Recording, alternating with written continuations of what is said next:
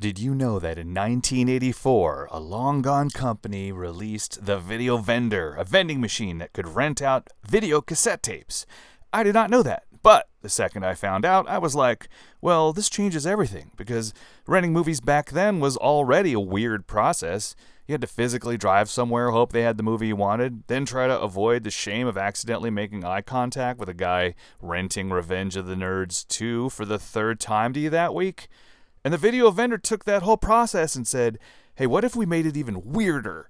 No humans involved. Just type a code into this tiny little keypad that looks like it belongs on a payphone and let this massive box dispense your entertainment like a bag of chips. I learned about this masterpiece through a friend who runs Retrofied magazine, which, by the way, is a real thing. I'm not just making up a magazine to sound cool, okay? Anyway, I read his article about this VHS vending machine and immediately dropped everything to hunt down the Facebook Marketplace listing. I was like, this is it. This is my moment that my life has been building toward.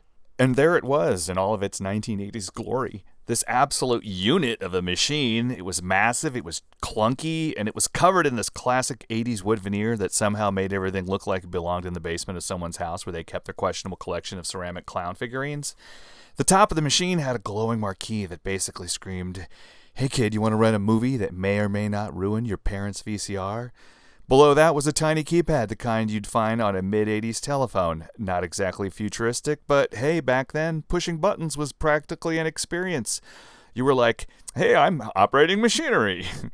And then there was the screen. Yes, the screen.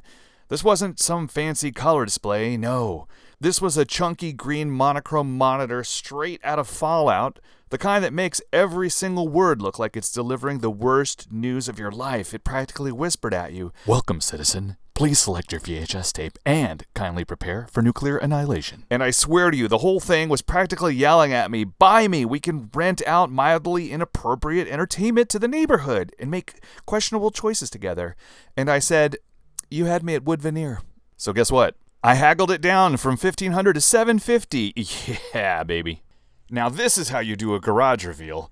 My go-to shipping company, Beltman Logistics, had the video vendor waiting for me in my garage just days after I sent the PayPal payment because nothing says wise financial decision like clicking buy now on a giant 80s vending machine at 2 a.m. And there it was, everything I'd hoped for, all wrapped up like a Christmas present. If Santa wrapped gifts using industrial strength saran wrap and a sense of spite, but I wasn't about to let that stop me. I walked right up to that machine, all ready to rip and shred like I was some kind of triumphant, victorious hero. And here we go. We're doing it. We're gonna start ripping. It's happening, man. It's happening, but it's really difficult. So I immediately gave up. That stuff wasn't budging. It was like trying to unwrap a mummy. So I did what the professionals would do. I grabbed a pair of dull scissors from the toolbox, shotgunned my glass of wine like a classy adult, and went right back at it. So there I was, snipping away with my little scissors, slicing at the saran wrap like some kind of deranged gift wrapper. And let me remind you, this machine is 8 feet long on both sides. It's like trying to unwrap a very angry sofa. So naturally, this took some maneuvering. I was ducking, twisting, crawling under it. And for a minute, I think I accidentally invented CrossFit.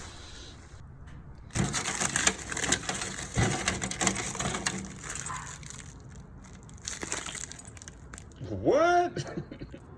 Coin door, cash box door, and the showcase doors. Cool. So I open up the video vendor with my first key, and what do I find? Rolls of paper that look like grungy toilet paper. There's a bunch of electronic boxes over here I don't understand. And looks like there's extra printer ribbons that nobody ever used because apparently whoever owned this machine before just said, we'll just deal with that later, and they never did. At least the keys were on a kitty cat keychain from something called Paula's Key Rings, which raises two very important questions. Who was Paula? And why did she feel the need to put adorable pets on plastic keychains for industrial equipment?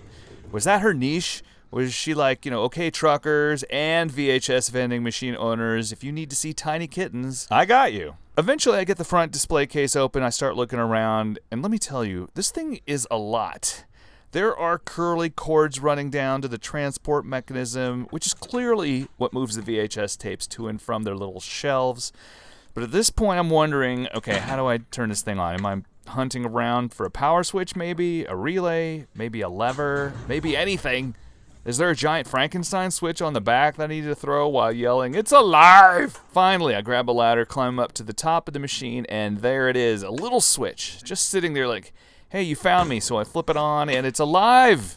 Well, sort of. The dirty green screen flickers on, except it's so dirty, it's more like a gray-green screen. So I think, okay, let's clean that. Nice. Welcome to Cohen's Video Vendor. So this must have been the store it was at. Looks like it's got its copyright information. It thinks it's January 1985. The top has a little collapse. I think I can adjust that. Stand too close and do not back away or lean sideways. What? There's this red shelf thing on top of the machine, probably used to display videotape boxes like a little VHS runway, but it's not original, and it looks like someone screwed it on during a moment of questionable decision-making. So we're getting rid of that. Goodbye, red shelf, you tried. Next, the Marquee. It can be removed by unscrewing a metal bar, so we do that, and lo and behold, once we are able to get our Marquee out of the slot, we see cobwebs. Just a bunch of cobwebs hanging out like they've been paying rent since 1987. So those are gone now too, yeah! Then I notice the Marquee light isn't turning on. I find the starter, screw it back in like a handyman on a mission, and nothing happens. It turns out that fluorescent bulb is far past its prime. Even when you turn on the power and you see it briefly light up, disappointment. That bulb needs to be retired and live in Florida. I give it a jiggle because scientifically speaking, jiggling is supposed to make a poorly connected bulb work, but that didn't work either. So I check my stash of light bulbs, and surprise, I do not have a replacement on hand. Fine. Let's check the VIN number of this light bulb. Oh, look, of course, it's an F15T8, duh.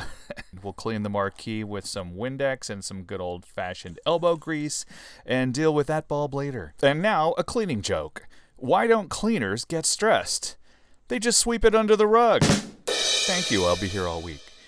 So then afterwards, I discover there's more bulbs inside of the machine, above and below the display case, so guess what? They don't work either, because of course they don't. So we're adding even more light bulbs to our ever-growing grocery list of light bulbs and things this machine needs in order to function like it did back when Ghostbusters was still in theaters. Now, I noticed these little latches on the side of the machine. I opened them one by one. There's 4 of them. I actually thought there were 2, and it just kept going, more and more. And finally, when I finally get the last one, secret door! It swings open and gives us easier access to the bulbs and the machine's inner workings. And guess what's waiting for me in there? Cobwebs! Yes, that's right, more cobwebs! Just a whole family reunion of cobwebs. So we're getting rid of those too. I should probably be using a mask when I'm doing this, right? It's just nobody tell OSHA what's going on here. I think I could tell one more joke. Why don't cleaners like to curse? They'd rather keep things clean. All right, let's head to Home Depot to fulfill our very specific grocery list of light bulbs, because nothing says exciting weekend plans like standing in the lighting aisle trying to figure out if the T12 is the same thing as the F40CW. Once we're fully stocked, we hop into our Marty McFly Toyota truck and head home. Now, will these new bulbs work? Will they? Of course they do. Video Vendor just woke up from a 40-year nap and is now ready to rent tapes and break hearts. Next, we start installing the bulbs that go into the display case one by one. And let me tell you, these bulbs are huge. Like, I probably should not drop this or I will be severely injured. Huge. But we stay focused, we stay careful, and we've got light. Lights are working all around. It's a veritable light show. Except, wait, didn't the coin door light also need fixing?